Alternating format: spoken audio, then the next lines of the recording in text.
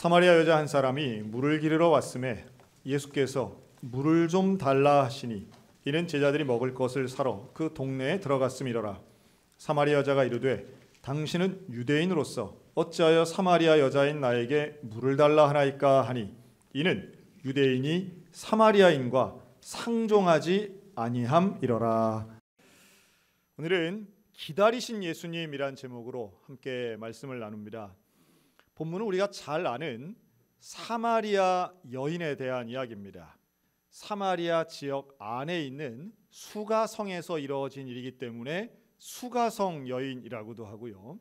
그 수가성 안에 있는 우물가에서 일어난 일이기 때문에 우물가 여인이라고도 합니다. 이 이야기에 나오는 여인은 이렇게 지역의 이름을 따라서 우리에게는 친숙한, 실명은 모르지만 그녀의 진짜 이름은 모르지만 우리가 이 사마리아 여인을 생각할 때 떠오르는 이미지가 있습니다. 즉 예수님과 독대하여 예수님과 그 더운 날 둘이 우물가에 앉아서 주고받으며 대화를 나누는 장면입니다. 대개의 사람들은, 당시의 여인들은 우물가에 물을 뜨러 올 때에 해가 진 시간에 대개는 나왔습니다. 그런데 지금 시간은 성경에는 6시, 일반적으로는 낮 12시 정도를 의미하는데요. 가장 더운 시간에 이 여인이 나왔다는 거죠. 그래서 이제 왜 그랬을까? 왜 이 여인은 제일 더운 시간에 나왔을까? 다른 거 없습니다. 딴 사람들과 섞이기 싫어서, 다른 사람들 만나기 싫은 거예요. 여기에는 이 여인만의 역사가 있는 거죠. 누구에게나 사연이 있고 누구에게나 그런 행동을 할 수밖에 없는 이유들이 있습니다.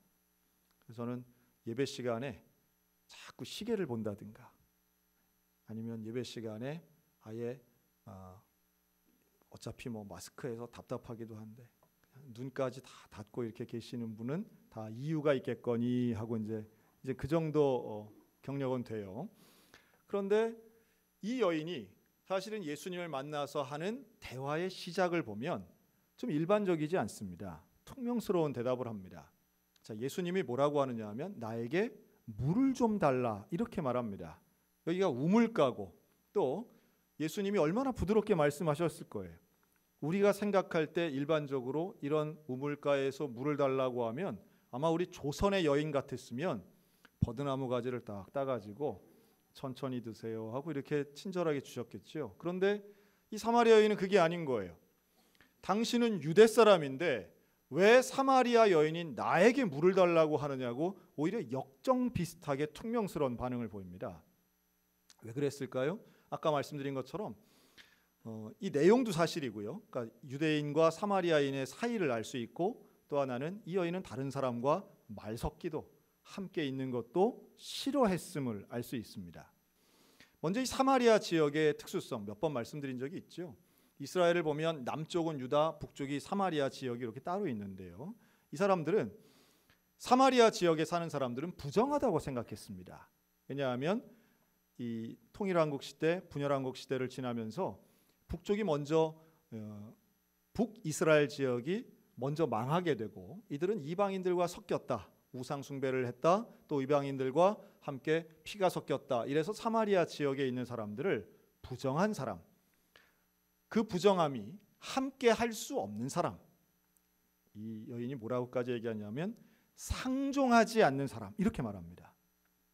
여러분 세상에는 상종할 사람이 있고 상종 못할 사람이 있다고 생각하셔서 그런데 상종 못할 사람이 나이를 먹어가며 더 많아지고 내 주변엔 아예 상종 안 하고 싶은 사람이 더 많아진다. 이거 좀 문제죠. 인생에 선긋기 많이 하시는 분들이 있습니다. 이 사람은 이 선 안에 들어와도 돼. 이 사람은 절대 안 돼. 그런데 이 선긋기를 지역적으로 또 어떤 사람에 따라서 가족 안에서도 정말 불행한 것은 교회 안에서도 이런 선긋기가 일어난다고 하면 얼마나 불행한 일이겠느냐는 거예요. 그런데 이 선긋기에 관계적 선긋기의 피해자라고 생각한 여인이 바로 이 사마리아 여인입니다. 이게 얼마나 아이러니한 상황이냐 하면 유대인들은 사마리아 사람을 차별합니다. 선을 긋는 거죠. 그런데 이 사마리아 사람들도 서로 간에 차별합니다. 여자라고 무시합니다. 여성은 개인의 사유재산권 혹은 어떤 증인으로서의 증언권, 때로는 이혼을 요구할 수 있는 권리가 다 제한을 받는 사람들이었어요. 그런데 남자가 여자를 차별하는 거죠. 그런데 여자들끼리 안에서도 또 문제가 있는 거예요. 예를 들면 지금 이 여인은, 이 사마리아 여인이 항상 유명한 것 중에 하나가 있습니다. 예수님 아주 정확하게 질문하시죠. 네 남편 데려와라 할 때 난 남편이 없습니다 라고 했는데 예수님 말씀하십니다. 아, 네 말이 맞다. 전에도 남편이 몇 명이 있었대요? 5명 있었는데 지금 있는 사람도 네 남편 아니다. 놀라운 말씀을 하시죠. 그럼 현재 있는 사람까지 포함해서 남편이 6이에요. 와, 물론 5명을 동시에 남편으로 두진 않았겠죠. 시간차는 있었을 겁니다. 오해하시면 안 되는 게 남편을 고르는 선택권이 여성에게 있는 시대가 아니에요. 다시 말해 이 여인이 특별한 어떤 음란함이나 무슨 여왕같이 돼서 남자들을 부르고 이런 결혼관이 아니었다는 거예요. 남편이 과거에 5명 있었다는 건 조금 다른 말로 한다면 남자들에게 5번 이상 버림받은 여인이란 뜻입니다. 이 얼마나 비참한 사연입니까? 개인적으로는 너무도 슬픈 이야기고 숨기고 싶은 이야기예요. 그런데 사마리아 좁은 지역에 숨길 수 없는 거예요. 이 여인이 왜 더운 시간에 혼자 물들어 나왔는지를 알 수 있는 대목입니다. 남들과 부딪히기 싫은 거예요. 자기를 향해 수군거리는 이야기, 또 수군거리는 그 눈빛, 그 뉘앙스를 느끼는 순간 수치심을 느끼고 그거 싫은 거예요. 꼴도 보기 싫고 사람들 속에 들어가는 것도 싫고 그런 관심 받는 것도 싫은 거예요. 스스로 고립을 선택하는 겁니다. 얼마나 외로웠을까요? 얼마나 힘든 시간이었을까요? 남자들에게 버림받고 또 다른 남자를 찾아갈 수밖에 없는 그러한 자신의 현실에 얼마나 비참감을 느꼈겠습니까? 그런데 그 누구도 이 여인의 편을 들지 않는 거죠. 누구도 이 여인의 진정한 사정에 대해서 진심을 가지고 쳐다보고 돌보려 하지 않는 이런 상황. 아마도 이 여인은 이 우물가에 정말 오기 싫었을 거예요. 물이 필요하니까 오기는 오지만 이 더운 시간에 혹시라도 가서 또 사람 만날까 봐 싫고 가기도 싫은 거예요. 그런데 억지로 와서 예수님을 만나고 있는 거죠. 그리고 그 예수님이 내게 물을 좀 달라 할 때 당신 같은 유대 사람이 왜 나한테 달라고 하느냐고 쏘아붙인 것은 어찌 보면 최소한의 자기 방어적 태도였다라고도 볼 수 있습니다. 여러분, 교회가 어때야 될까라고 생각할 때 여러분, 교회는 바로 이러한 분들, 이 사마리아 여인 같은 분들이 올 수 있는 우물가가 돼야 되고, 저는 개인적으로 이 장면을 볼 때 예수님과 이 여인의 만남은 우연적인 만남이 아니라 예수님께서 이 여인을 사랑하고 배려하는 마음으로 기다리셨다고 저는 믿습니다. 제자들도 먹을 것 구하러 동네로 가고 혼자서 이 여인과 만날 시간을 기다리며 이 여인을 만났을 때 가장 부드럽고 가장 어색하지 않게 자연스러운 대화를 통해 이야기를 나누시는데, 여러분 이 장면도 상당히 특별한 거예요. 물을 좀 달라 하는데, 여러분 물 달라고 할 때 물을 어떻게 줄 수 있을까요? 물은 당연히 깊은 우물 밑에 있는 것을 떠서 줘야 됩니다. 그런데 그 떠서 줄 때에 뭐 두레박이든지 우리 식으로 하면 바가지든지 뭘로 할 때에 이 여인의 물건으로 줘야 되는 거예요. 그렇지 않겠어요? 그래서 유대인들은 여행을 할 때에 이 사마리아 지역을 할 수 없이 통과한다라고 하면 사마리아 사람에게 도움을 요청하지 않으려고 꼭 두레박 같은 걸 가지고 다녔다는 거예요. 왜냐하면 사마리아 사람도 부정하지만 그의 소유도 부정한 거예요. 그래서 그 사람이 주는 어떤 그릇에 담긴 물을 마시는 거는 부정하다고 생각했기 때문에 마주치지도 않지만 도움받을 일도 없도록 미리 준비한 것이 당시의 유대인들인데, 이걸 요청한다는 것은 예수님이 어디까지 지금 금기를 깨시는가라고 하는 걸 봐야 됩니다. 사마리아 사람과 말을 하고 그 사람의 소유에 접촉하는 걸 내가 인정하겠다는 걸 의미하는 거예요. 당시에 있던 금기 사항을 깨는 것, 이게 바로 예수님이 사마리아 여인을 만나는 장면의 의미입니다. 제가 경상남도에서 오랫동안 지금 목회하는 제 친구 목사가 있습니다. 하여튼 그 지역에서는 하여튼 작은 교회예요. 시골에 있는 작은 교회인데 아주 건축도 예쁘게 하고 열심히 목회하시는 분이에요. 그런데 하루는 이 동네 그 작은 시골 마을에 어떤 한 분이 이사를 오신 거예요. 50대 여자분이 이사를 오셨는데 나이는 50대라고 해도 사실은 그 마을에서 아주 젊은 겁니다. 원래는 그 마을이 고향은 아닌데 그 근처가 고향이에요. 그래서 젊을 때는 도시에 사시다가 사업도 어렵고 가정도 어려워진 상황에 이제 고향 근처로 이제 이사를 오신 거예요. 그러니까 이제 목사님하고 사모님하고는 얼마나 기쁜지 몰라요. 우리 동네에 누가 이렇게 살라고 들어온다는 자체가 너무 신기한 거고, 그래서 열심히 가서 반찬도 드리고 친절도 베풀고 이제 전도를 하기 위해서 열심히 한 거예요. 했더니 나 같은 사람이 교회 가서 되겠습니까? 그래서 처음에는 안 간다고 거절하더니만 하여튼 젊을 때 아주 어릴 때는 이제 예배당 나간 이제 경험이 있는 분이죠.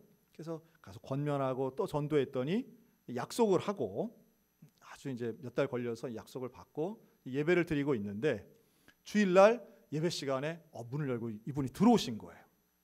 목사님이 설교하면서 얼마나 기뻤겠어요. 이야, 진짜 우리 교회 정말 오랜만에 새로운 분 한 분 왔다.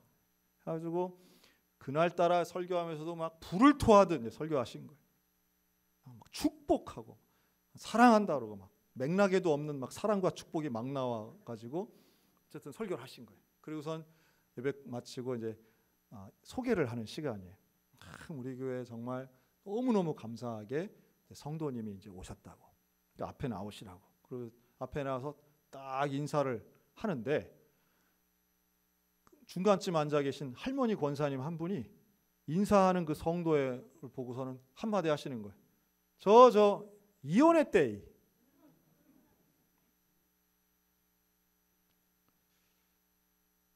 물론 그 마을에 이사 오는 사람이 없는데 당신보다 젊은 여자분이 이사 온 얼마나 관심이 있었겠어요.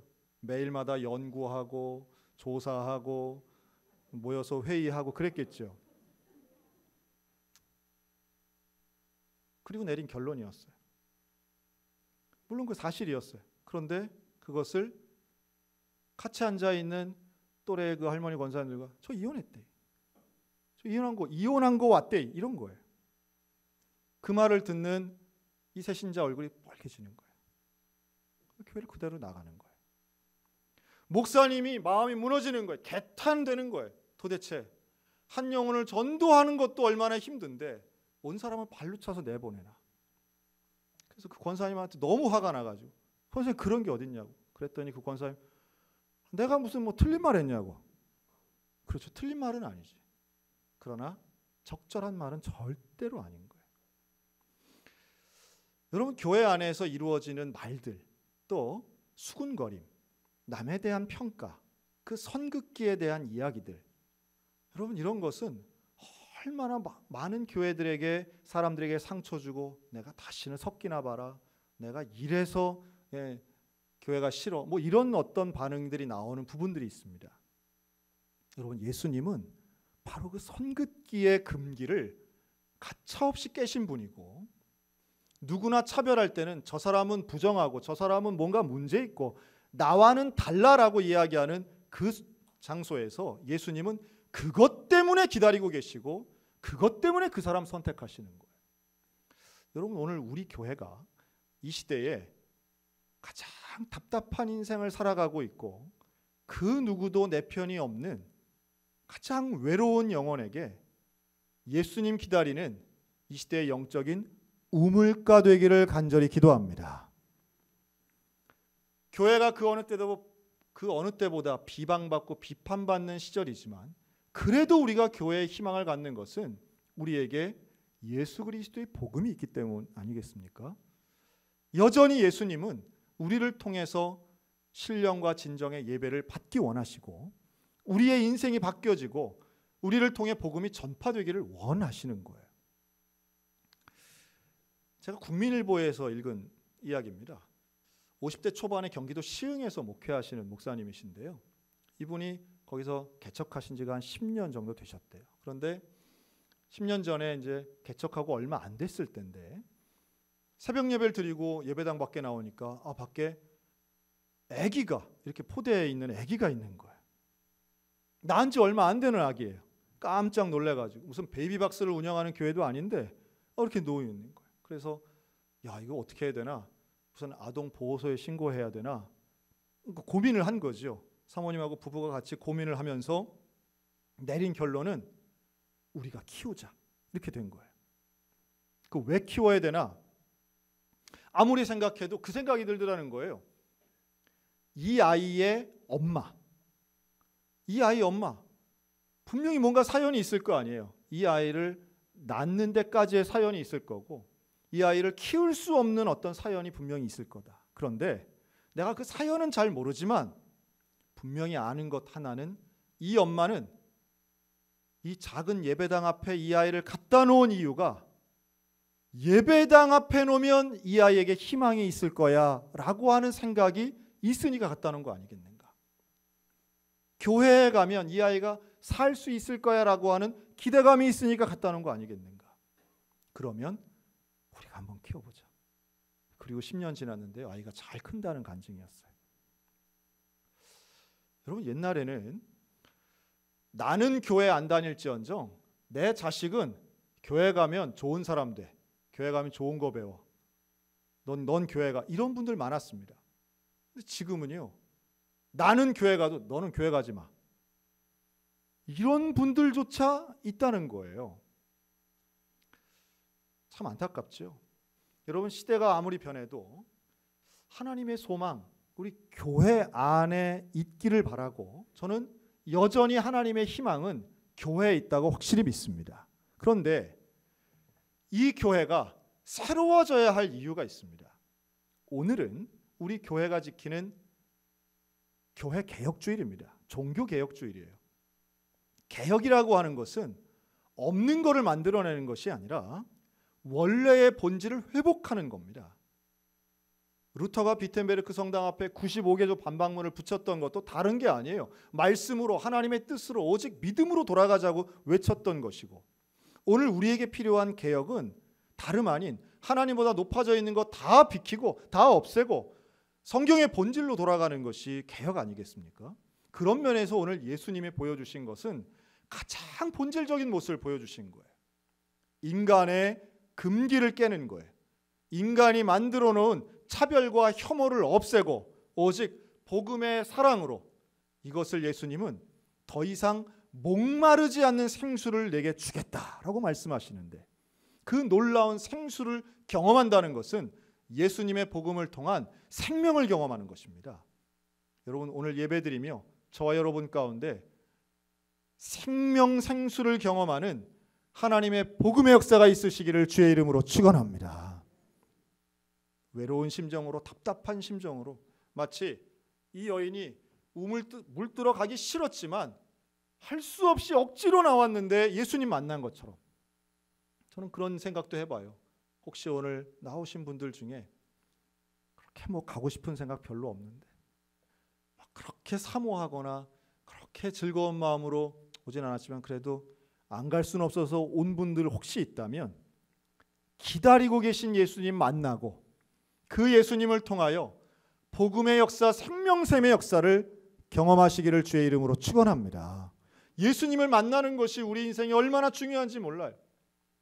예수님을 만나고 대화를 이어가던 이 여인의 화제가 달라집니다. 물 마시는 것, 생수에서, 생명샘에서 그가 이야기한 건 제사와 예배로 달라집니다. 당신들은 예루살렘에서 예배 드려야 한다면서요 라고 이 여인이 말할 때 예수님은 또 하나의 금기를 깨는 개혁적인 말씀을 하시는데, 여기도 아니고 예루살렘도 아니고 신령과 진정으로 예배할 때가 오나니 곧 이때라. 성전 중심주의, 율법주의, 지역주의에 매몰되어 있던 당시의 사람들의 생각을 완전히 뒤집어 엎으시는 말씀을 하시는 거예요. 예루살렘 성전만 가야 돼. 여기에 예수님 말씀하신 건 장소가 중요한 게 아니야. 신령과 진정으로 예배드려야 돼요. 왜? 하나님은 영이시니까. 하나님은 영이시기 때문에 특별한 장소에 매여 있지 않아. 그러나 하나님은 영이시기 때문에 우리의 중심을 보고 계셔. 신령과 진정의 예배. 여러분, 오늘 우리의 예배가 신령과 진정으로 드리는 예배가 되셨으면 좋겠습니다. 또 직장의 문제, 건강의 문제 때문에 나오지 못하고 지금 온라인으로 예배 드리시는 분들에게도 마찬가지예요. 신령과 진정의 예배로 내 마음을 하나님께 드리며 예수님을 만나고 싶은 간절함이 있다면 우리가 어디에 있건 어떤 상태이건 그 예수를 만나 나의 삶은 변화될 수 있고 풍성해질 수 있는 겁니다.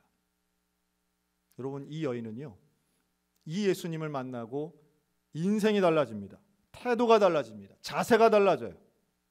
다른 사람 만나기 싫어서 그 더운 한낮에 혼자 오고 퉁명스럽게 말하던 여인이 이제는 예수님을 만나 복음을 듣고 이제는 방향을 바꿔서 사람들에게 직접 뛰어갑니다. 그리고 내가 메시아를 보았다. 복음을 전하는 여인으로 달라져요. 여러분, 이 장면이 성경적으로 또 어떤 의미가 있냐 하면 복음서에 나오는 최초의 여제자가 바로 이 사마리아 여인인 거예요. 예수님으로부터 배우고 그 예수님의 말씀을 가서 전했으니 제자 아니겠습니까? 이 전도자로 제자로 최초로 일했던 여인, 바로 이 사마리아 여인인 겁니다. 얼마나 위대한 변화입니까? 사람들로부터 손가락질 받는 것이 부담돼서 그것 때문에 주눅 들고 그것 때문에 외롭고 스스로 고립을 선택했던 여인이었지만 예수님을 만남으로 복음을 듣고 그 복음을 믿음으로 이제는 나가서 전하는 사람으로 사람들을 만나서 그 참된 기쁨의 소식을 전하는 사람이 되었으니 완전히 인생이 달라지는 거죠. 저는 우리 소양교회에 오는 모든 성도들이 인생이 달라지는 복음의 주인공들이 되셨으면 좋겠습니다.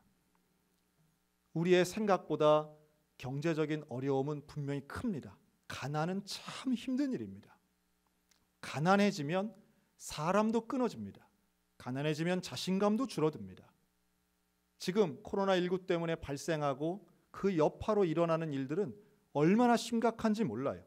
그런데 그 심각함 때문에 스스로를 고립시키고 우울해지고, 저는 이번에 처음 알았어요. 우리나라가 매년 독감 예방주사 맞고 3,000명씩 돌아가신다는 건 처음 알았습니다. 지금 계속 나오니까 저는 미국에서만 수만 명씩 독감 때문에 죽는다고 알았지 우리나라는 그런 줄 그게 아닌 줄 알았어요. 근데 아니더라고요. 국정감사에 나와서 하시는 말씀이 백신 맞아도 된다라고 하는 취지로 말씀하시는 가운데 1년에 3,000명씩 돌아가신다는 거예요. 여러분, 3,000명 죽었으면 코로나19로 죽은 것보다 훨씬 많습니다. 우리가 뭘 두려워해야 될까요? 뭐가 더 무서운 건지 상당히 혼란스럽습니다. 지난 3월 달만 해도 5월 달만 해도 포스트 코로나라고 하는 단어가 있었습니다. 포스트 코로나는 코로나 이후란 뜻이에요. 지금은 아무도 그런 얘기를 하지 않습니다. 왜냐하면 코로나 이후는 오지 않을 것이라고 생각하기 때문에. 여러분, 코로나가 끝나겠습니까? 독감이 끝나지 않는 것과 마찬가지로 최소한 오늘 오신 분들은 죽을 때까지 코로나가 늘 있을 거라고 생각하는 게 합리적인 생각입니다. 지금 말하는 건 위드 코로나입니다. 어차피 코로나 함께 가는 거예요. 줄어드는 시기가 있고 안 보이는 지역이 있을 수는 있어도 전 세계적으로 이 코로나가 없어질 거라 아무도 그렇게 생각 안 합니다. 앞으로 수십 년 걸릴 겁니다. 목사님이 뭘 알고 그럽니까? 그냥 전문가들이 하는 이야기를 저도 빌어서 하는 이야기고요. 합리적으로 생각해 보면 그렇습니다. 그렇다면 우리의 인생을 숨어서만 지낼 수 없다는 거예요. 우리의 인생을 고립한다고 해결되는 게 아니에요. 이럴수록 우리의 목마름의 문제 안에 정말 내 인생을 온전케 해주실 분, 오직 한 분 예수 그리스도밖에 없다는 사실을 최소한 우리는 이 기간에 더욱 깨달아야 할 것입니다. 그리고 그 예수님 앞에 나의 삶을 드리고 내 인생의 온전한 가치를 주님 앞에 바칠 때에 사람 피하고 문제 피하고 도망다니는 인생 아니라 이제는 예수님과 함께하는 인생, 예수님과 함께 복음을 증거하는 놀라운 제자의 삶을 살아가는 저와 여러분들 다 되셨으면 좋겠습니다. 고린도전서 1장에 이런 말씀이 있어요. 예수의 복음은 미련한 자를 통해 지혜로운 자를 부끄럽게 하시고 약한 자를 통해 강한 자를 부끄럽게 하시며 멸시받고 천한 자들을 통해 있는 자들을 부끄럽게 하신다. 하나님 나라 지혜의 역설이라고 말할 수 있습니다. 이 놀라운 복음의 은혜가 오늘 저와 여러분들 가운데, 우리의 가정과 직장 가운데, 우리의 인생 가운데 가득해서 목마름의 문제가 해결되고 나를 만나시려고 우물가에서 기다리시는 그 예수님, 매일마다 동행하여 승리하는 인생, 믿음의 인생 살아가는 우리 모두가 다 되시기를 주님의 이름으로 축원합니다.